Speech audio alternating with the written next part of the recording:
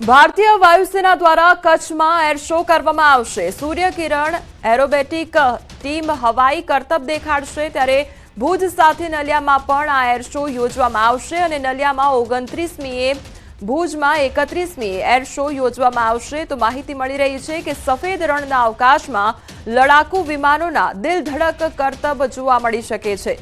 સૂર્યકિરણ ટીમની સત્તાવાર જાહેરાત બાદ લોકોમાં ભારે ઉત્સાહ જોવા મળી રહ્યો છે।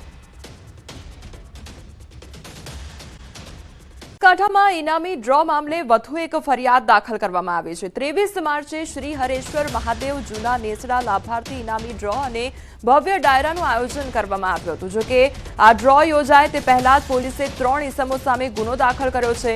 ઇનામી ડ્રોના આયોજક ફતુસિંહ રાઠોડ તેમજ પીરસિંહ રાઠોડ અને ગોવિંદસિંહ રાઠોડ સામે ગુનો દાખલ કરવામાં આવ્યો છે। ઉલ્લેખનીય છે કે ધાનેરા, ડીસા, થરાદ વિસ્તારમાં અત્યાર સુધી ડ્રો મામલે 5 ફરિયાદો દાખલ થઈ ચૂકી છે।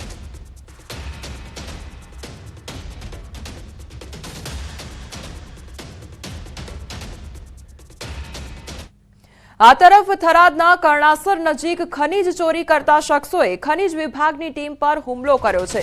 થરાદના કર્ણાસર પાટિયા નજીક તળાવના ખોદકામ કરતા સમયે ખાણ ખનીજ વિભાગે દરોડા પાડ્યા હતા અને તે સમયે ખાણ ખનીજ વિભાગના સુપરવાઇઝર, સિક્યોરિટી ગાર્ડ સહિત 3 લોકોને માર મારવામાં આવ્યો છે। એટલું જ નહીં, સિક્યોરિટી ગાર્ડ પાસેથી પિસ્તોલ લઈ જાનથી મારી નાખવાની ધમકી પણ આપવામાં આવી છે। ત્યારે ખાણ ખનીજ વિભાગના અધિકારી જયેશ પટેલે પોલીસ મથકે 50 થી 60ના ટોળા સામે ફરિયાદ નોંધાવી છે।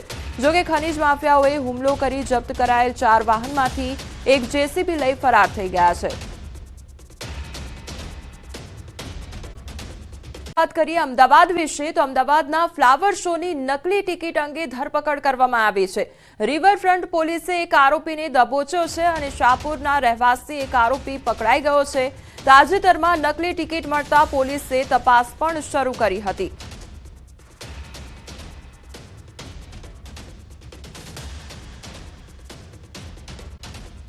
સતત બીજા દિવસે ડિમોલિશનની કામગીરી હાથ ધરવામાં આવી છે અને બાલાપરમાં 66 જેટલા દબાણો દૂર કરવામાં આવ્યા છે અને 12,500 ચોરસ ફૂટ જગ્યા પર દબાણ દૂર કરવામાં આવ્યા છે। તો પોલીસના ચાંપતા બંદોબસ્ત સાથે ડિમોલિશનની કામગીરી કરવામાં આવી રહી છે। તો સરકારી જમીનો પર દબાણ દૂર કરવામાં આવ્યા હતા અને બેટ દ્વારકામાં સતત બીજા દિવસે દબાણ હટાવવાની કામગીરી યથાવત રાખવામાં આવી છે। બેટ દ્વારકાના બાલાપર વિસ્તારમાં તંત્ર દ્વારા 66 થી વધુ દબાણો હટાવી દેવામાં આવ્યા છે।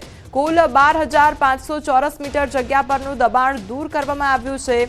લગભગ 6.76 કરોડની કિંમતની સરકારી જમીન પર દબાણ હટાવી દેવામાં આવ્યું છે।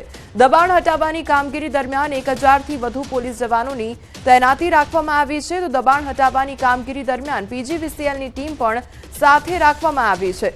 મહત્વનું છે કે ગેરકાયદેસર દબાણોને લઈ તંત્ર દ્વારા 3 જાન્યુઆરી અને 7 જાન્યુઆરીએ નોટિસ પણ મોકલવામાં આવી હતી અને નોટિસ બાદ કામગીરી કરવામાં આવી હતી। તો દબાણ હટાવવાની કામગીરીને લઈને દ્વારકાના રહીશોમાં પણ ગર્વની લાગણી જોવા મળી હતી। સ્થાનિકોએ જણાવ્યું હતું કે ડિમોલિશનની કામગીરીનો સીધો ફાયદો નાગરિકોને થશે, તો વિકાસ કાર્યોને વેગ મળશે, પર્યટન સ્થળો સુંદર બનશે, તો પ્રવાસન ઉદ્યોગ અને વેપારીઓને ફાયદો થશે। ત્યારે હાલ સ્થાનિકો પણ ડિમોલિશનની કામગીરીને બિરદાવી રહ્યા છે।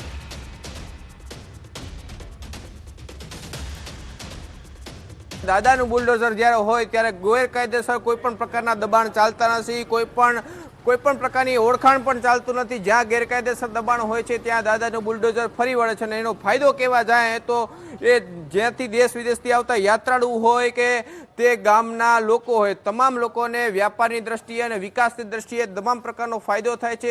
હજારો એકર જમીન ગૌચરની જે દબાવીને બેઠા હતા બેટ દ્વારકામાં, તેમને દાદાએ તેમનો બુલડોઝરનો પરચો દેખાડ્યો છે।